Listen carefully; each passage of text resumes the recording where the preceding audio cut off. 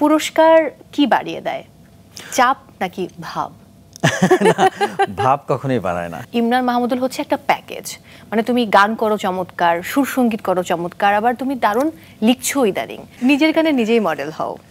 হ্যাঁ, এটা তো 2012-13 থেকেই করতেছি, বিকজ আমি যখন শুরুতে আমার মিউজিক ভিডিওর প্রথম মডেল হয়েছিল কিন্তু নিশো ভাই, তারপর সুজানা জাফর, এরা প্রথমে আমার কাজগুলো করেছিল এবং অন্য মডেল থাকতো। তো পরবর্তীতে আমি আমার অ্যাক্টিং করার কাজ ফার্স্ট করলাম আমিয়া তানজিন তিশা, যেটা গানটার নাম ছিল শেষ সূচনা।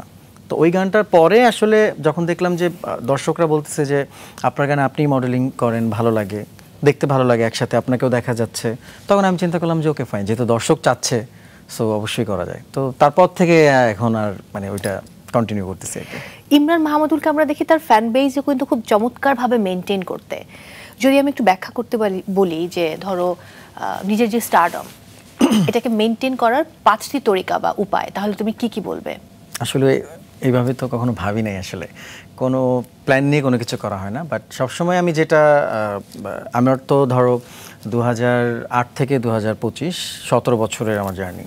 তো এই 17 বছরে আমি যতটুকু শিখেছি, আমার কাছে মনে হয়েছে যে আমি যদি একটু একটু করে ভালো করতে থাকি, ওই জিনিসটাকে ধরে রাখাটা অনেক ইম্পর্ট্যান্ট। সাথে সাথে একটা আর্টিস্টের ব্যবহার, একটা আর্টিস্টের অবশ্যই তার ব্যবহার, ম্যানার্স অনেক ইম্পর্ট্যান্ট। ফ্যান্সদের সাথে আসলে যখন পেজ বলো বা ইনস্টাগ্রাম বলো, বা আমি তো পেজ ইনস্টাগ্রামের আগেও যদি বলি যেমন স্টেজ বলো, দর্শকদের সাথে অনেক বেশি কানেক্ট থাকতে হয়। আমি আমার চেষ্টা করি আমার ফ্যান পেজ থেকে যখন কেউ কোনো কোয়েশ্চেন থ্রো করে বা গান শেয়ার করে, তখন সেগুলো আবার নিজে শেয়ার করা। হয় না যে ভালোবেসে গানটা রিল করলো, তো অনেকে আছে যে ভাবে যে না আমি এটা কেন শেয়ার করবো, বাট আমি কিন্তু সবসময় আমার গান যখন কেউ কভার করে, কেউ রিলস করে, ভিডিও করে, আমি সেটা আমার আমার প্রোফাইল থেকে আমি সবসময় শেয়ার করি। আমাকে যে ভালোবাসাটা তারা দেওয়ার চেষ্টা করে, সেই ভালোবাসাটা রাখার চেষ্টা করি।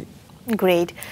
সুরকার, সঙ্গীত শিল্পী, দুটো বিষয় কিন্তু তোমার জাতীয় স্বীকৃতি রয়েছে এবং তোমার ভক্তরা তোমার জন্য এনে দিয়েছে 4বার মেরিল প্রথম আলো পুরস্কার। পুরস্কার কি বাড়িয়ে দেয়, চাপ নাকি ভাব? ভাব কখনোই বাড়ায় না। আমি সবসময় যেটা ফিল করি, পুরস্কারটা চাপও বাড়ায় না, আমাকে যেটা করে আমার কাজের গতি বাড়িয়ে দেয়, উৎসাহ বাড়িয়ে দেয়, এবং সবসময় মনে হয় দায়িত্বটা বাড়িয়ে দেয়। আমার কাছে মনে হয় যে আচ্ছা এই বছর আমি মেরিল প্রথম আলো পেলাম, অথবা এই বছর আমি জাতীয় চলচ্চিত্র পুরস্কার পেলাম, এটাকে হয়তো আমাকে সামনের বছর হয়তো আমাকে আরও বেটার কাজ দিতে হবে, যাতে আবার এই পুরস্কারটা আবার আমি অর্জন করতে পারি, অথবা এই পুরস্কারটার মানটা আমি রাখতে পারি। সো এটা অবশ্যই উৎসাহটাই আমি বলবো যে বেশি বাড়িয়ে দেয়।